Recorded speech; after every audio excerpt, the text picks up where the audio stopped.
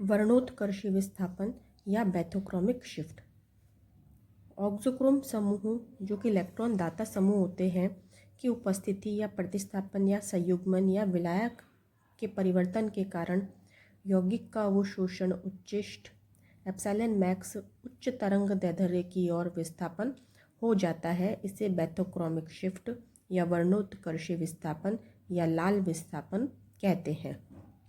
Auxochrome group, जो कि electron donate करने वाले ग्रुप है, की प्रेजेंस के कारण या सब्स्टिट्यूशन या कॉन्जुगेशन या चेंज इन सॉल्वेंट के कारण किसी भी कंपाउंड का एप्सिलॉन मैक्स हायर वेवलेंथ की तरफ मूव कर जाता है। इसे बैथोक्रोमिक शिफ्ट या रेड शिफ्ट कहा जाता है। जैसे बेंजीन का लैम्डा मैक्स 254 नैनोमीटर है, जबकि टोलुइन का लैम्डा मैक्स 261 नैनोमीटर है। यहाँ पर टोलुइन में मैथिल ग्रुप जुड़ा हुआ है और यह मैथिल ग्रुप ऑक्सोक्रोम की तरह बिहेव करता है, जो कि इलेक्ट्रॉन डोनेट करता है। तो इस मैथिल ग्रुप के बेंजीन में जुड़ जाने के कारण एनर्जी डिक्रीज हो जाती है और तरंग दैर्ध्य उच्च हो जाती है, तरंग दैर्ध्य का मान बढ़ जाता है, जिससे जो इसका अवशोषण है वह उच्च तरंग दैर्ध्य की ओर होता है और यह लाल विस्थापन की तरफ शिफ्ट हो जाता है। इसी प्रकार द्विबंधों में संयुग्मन के कारण भी बैथोक्रोमिक शिफ्ट होता है। जैसे एथीन में लैम्डा मैक्स का मान 163 नैनोमीटर आता है, जबकि 1,3-ब्यूटाडाइईन में लैम्डा मैक्स का मान 217 नैनोमीटर पर आता है।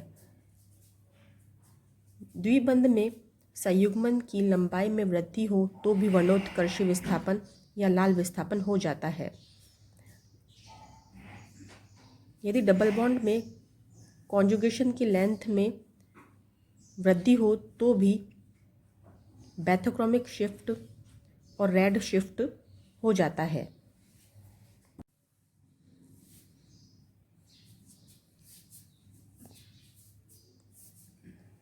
यदि क्रोमोफोर के अंदर कोई ऑक्सोक्रोम जुड़ रहा है या फिर किसी यौगिक के अंदर संयुग्मन या कॉन्जुगेशन हो रहा है, तो उसकी एनर्जी डिक्रीज हो जाती है और वेवलेंथ का मान, तरंग दैर्ध्य का मान बढ़ जाता है।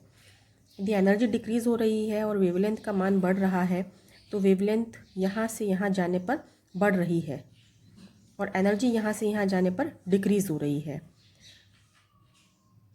तो ऑक्सोक्रोम के क्रोमोफोर में जुड़ने पर या कॉन्जुगेशन व संयुग्मन होने के कारण यह इस तरफ मूव करेगा, जो कि दृश्य क्षेत्र के रेड कलर की तरफ शिफ्ट हो रहा है।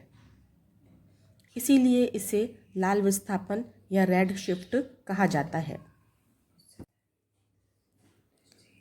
यहाँ देखिए, यहाँ जो एक चौड़ा बैंड या ब्रॉड बैंड मिला है, बिना ऑक्सोक्रोम की उपस्थिति और बिना संयुग्मन के कारण यह बैंड इस तरह आता है। लेकिन यदि ऑक्सोक्रोम के जुड़ जाने के बाद किसी भी क्रोमोफोर में यदि ऑक्सोक्रोम जुड़ रहा है या डबल बॉन्ड में संयुग्मन हो रहा है, कॉन्जुगेशन हो रहा है, तो लैम्डा मैक्स का मान बढ़ रहा है और लैम्डा मैक्स का मान बढ़ने के कारण ये जो ब्रैड बॉन्ड है ये थोड़ा सा इस तरफ शिफ्ट हो जाएगा और इसे ही बैथोक्रोमिक शिफ्ट या वर्णोत्कर्षी विस्थापन कहा जाता है।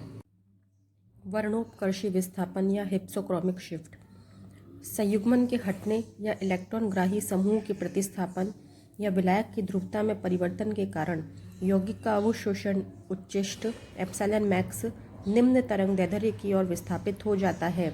इस निम्न तरंग दैर्ध्य की ओर विस्थापन को ही वर्णोत्कर्षी विस्थापन या हिप्सोक्रोमिक शिफ्ट या नीला विस्थापन कहा जाता है।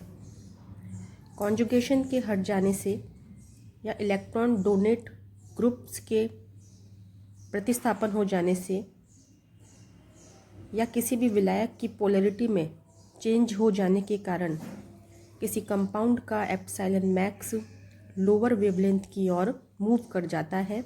इस लोअर वेवलेंथ की ओर मूव करने को ही हिप्सोक्रोमिक शिफ्ट या ब्लू शिफ्ट कहा जाता है।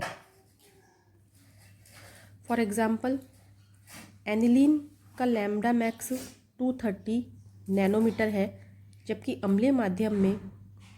जबकि एसिड मीडियम में प्रोटोनीकृत हो जाने के कारण प्रोटोनेशन हो जाने के कारण एनिलीन का इलेक्ट्रॉन युग्म का संयुग्मन हट जाता है और लैम्डा मैक्स का मान 203 नैनोमीटर रह जाता है।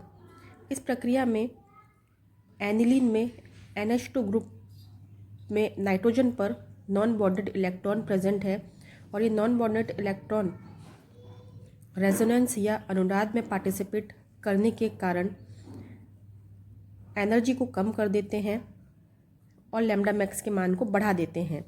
लेकिन जैसे ही इसे किसी एसिड मीडिया या अम्लीय माध्यम में डालते हैं तो एक प्रोटॉन आ जाने के कारण ये नाइट्रोजन पर उपस्थित नॉन बॉन्डेड इलेक्ट्रॉन उस प्रोटॉन के साथ बॉन्ड बना देते हैं और ये NH2 NH3+ में कन्वर्ट हो जाता है।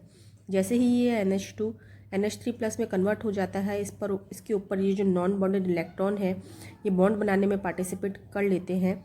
तब ये नॉन बॉन्डेड इलेक्ट्रॉन अनुनाद या रेजोनेंस में पार्टिसिपेट नहीं कर पाते हैं और अनुनाद हट जाता है, रेजोनेंस हट जाता है और इसके हटने से ही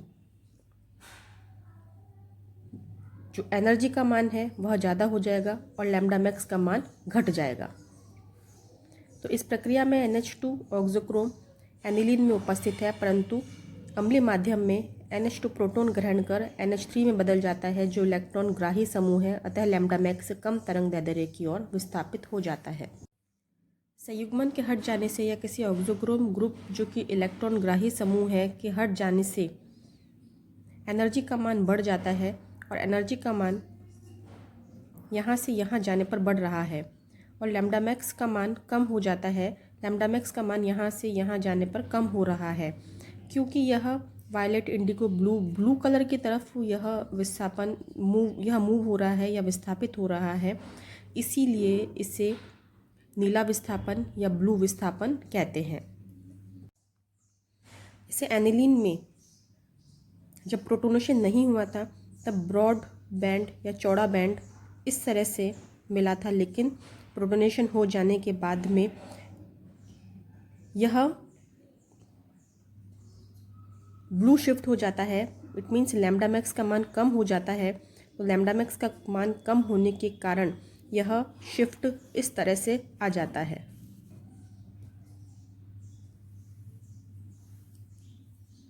इसे ही हिप्सोक्रोमिक शिफ्ट या वर्णोपकर्षी विस्थापन कहते हैं। अतिवर्णक विस्थापन या हाइपरक्रोमिक शिफ्ट। यौगिक में प्रतिस्थापन से अवशोषण बैंड की तीव्रता में वृद्धि हो जाती है, इसे अतिवर्णक विस्थापन कहा जाता है। किसी भी कंपाउंड में सब्स्टिट्यूशन से एब्जॉर्प्शन बैंड की इंटेंसिटी इंक्रीज हो जाती है, इसे हाइपरक्रोमिक शिफ्ट कहा जाता है। ऑक्सोक्रोम के प्रतिस्थापन से साधारणतया अवशोषण बैंड की तीव्रता में वृद्धि हो जाती है। यदि किसी क्रोमोफोर में कोई ऑक्सोक्रोम आकर जुड़ रहा है तब जो एब्जॉर्प्शन बैंड है उसकी इंटेंसिटी इंक्रीज हो जाती है। अवशोषण बैंड की तीव्रता में वृद्धि से ही मोलर अवशोषण गुणांक का मान भी बढ़ जाता है। यदि एब्जॉर्प्शन बैंड की इंटेंसिटी इंक्रीज हो रही है तो मोलर एब्जॉर्प्शन कोफिशिएंट की वैल्यू भी इंक्रीज हो जाती है। जैसे प्रीडीन में अवशोषण उच्चिष्ट एप्सिलॉन मैक्स 2750, जबकि 2 मेथिल प्रीडीन में एप्सिलॉन मैक्स 3560 है। इसी प्रकार बेंजीन का एप्सिलॉन मैक्स 7400 है, जबकि स्टीरीन में एप्सिलॉन मैक्स का मान 14000 है।